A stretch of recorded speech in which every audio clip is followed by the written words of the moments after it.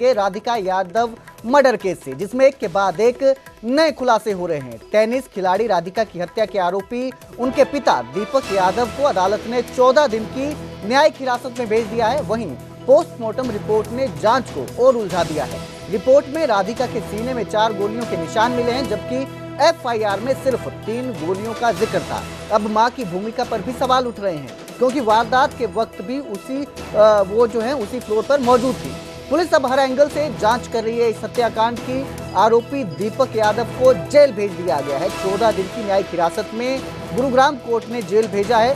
दीपक यादव पर बेटी राधिका के मर्डर के आरोप हैं। गोलियां चलाई गई हैं। राधिका पर 10 जुलाई को राधिका यादव की हत्या की गई थी और अब एक के बाद एक नए खुलासे इस पूरे मामले में हो रहे हैं।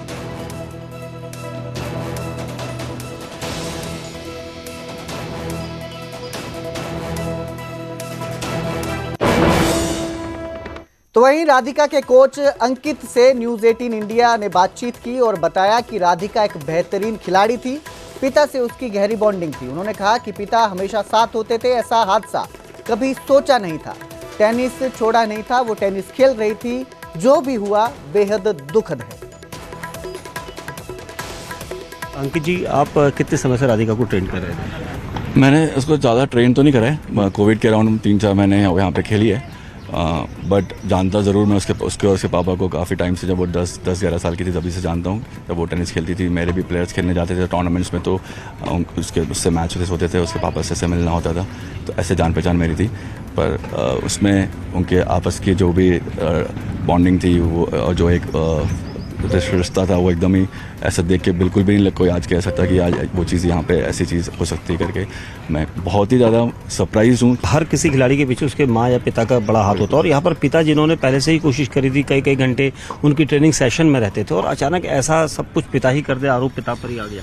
वही तो समझ से परे। आई मीन ऐसा भी हो सकता है इन द वर्ल्ड। वो चीज़ सबसे ज़्यादा वो मेरे भी कर रही है कि एक सवाल है कि ऐसा कैसे हो सकता है, क्या रीज़न हो सकता है। और रीज़न कुछ भी हो, बट किसी को भी ये हक नहीं होता कि कोई किसी की जान ले ले। कोई ऐसी जानकारी भी नहीं मिल पाई कि उसके पिता उसकी एकेडमी बंद करने को लेकर यहाँ पर? ऐसी जानकारी तो मिली, बट वो जानकारी कितनी सही है गलत है उसके लिए मैं कुछ ऐसा कह नहीं सकता। बट क्योंकि अभी मेरे जो सिचुएशन है, जो है वो सुनाई बातें हैं। आई मीन कितना सही है, कितना जो भी जिससे भी मुझे पता चला कितनी सही है कितनी गलत है, उसमें आई कैन नॉट से, क्योंकि अब ये तो पुलिस का काम है सही तरीके से पता लगाना कि क्या रीज़न था, क्यों था।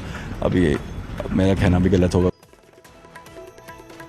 राधिका की हत्या पर महावीर फोगाट का भी बयान सामने आया। उन्होंने राधिका के हत्या को निंदनीय बताया और दोषी को सख्त से सख्त सजा की मांग की। बेटी के साथ ऐसा करना बेहद शर्मनाक है। महावीर फोगाट ने अपने बयान में ये कहा है। उन्होंने कहा कि परिजन बेटियों को भी बेटों जितना सम्मान दे। परेशानी थी तो बेटी को समझाना चाहिए था। बेटियों ने संस्कारों के साथ देश को मेडल दिलाए हैं। बेटियों को फ्री हैंड दिया तो उन्होंने अपना कैरियर बनाया। बेटियों को आज़ादी दी तो उन्होंने समाज में खुद सम्मान पाया। बेटियों पर भरोसा करने से कामयाबी मिलती है। महावीर फोगाट का ये बयान सामने आया है। सरकार बेटियों के लिए हर संभव प्रयास कर रही है। बेटी बचाओ बेटी पढ़ाओ अभियान में परिवार भी अहम भूमिका निभाएं।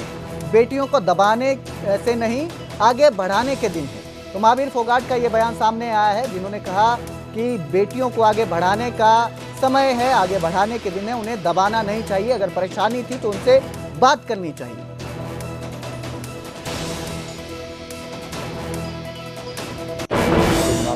पता नहीं, लेकिन जब कोई गलती होती है तो माँ बाप की जिम्मेदारी बनती है, परिवार की जिम्मेदारी बनती है, उसको जो बच्चे को समझाए बिठा करके करे।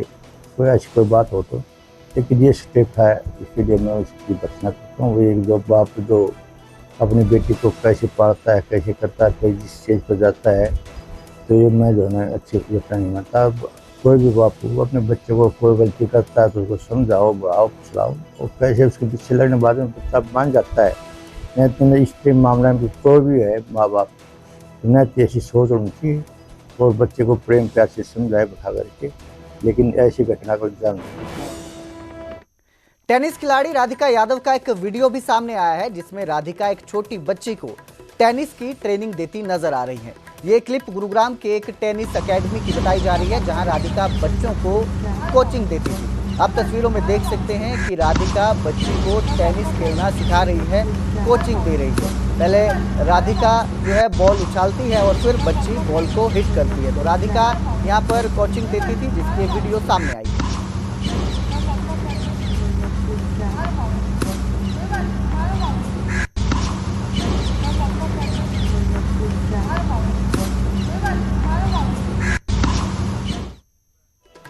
करनाल के सांसद और केंद्रीय ऊर्जा मंत्री मनोहर लाल शनिवार सुबह घरोंडा रेस्ट हाउस पहुंचे। उनकी ये विजिट बेहद गोपनीय रही और कुछ चुनिंदा नेताओं को ही इसकी जानकारी थी। विधानसभा अध्यक्ष अरविंदर कल्याण, पूर्व सांसद संजय भाटिया सहित चुनिंदा नेताओं और अफसरों के साथ 1.5 घंटे लंबी बैठक हुई।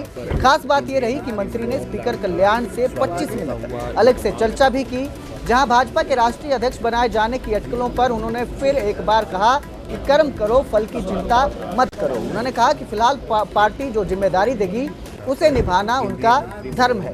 वहीं एसएफएल मुद्दे पर केंद्रीय मंत्री ने कहा कि बातचीत सकारात्मक दिशा में चल रही है और जल्द समाधान की उम्मीद है। गुरुग्राम में पिता द्वारा बेटी की हत्या के मामले पर प्रतिक्रिया देते हुए उन्होंने कहा कि मामला दर्ज कर लिया गया है, आरोपी पिता को गिरफ्तार कर लिया है। हिसार में हुए दलित युवक की मौत पर भी उन्होंने बयान दिया और कहा कि सामाजिक विघटन पर मनोहर लाल ने कहा कि पहले परिवारों में एकता और संवाद होता था, जो अब कम होता जा रहा है।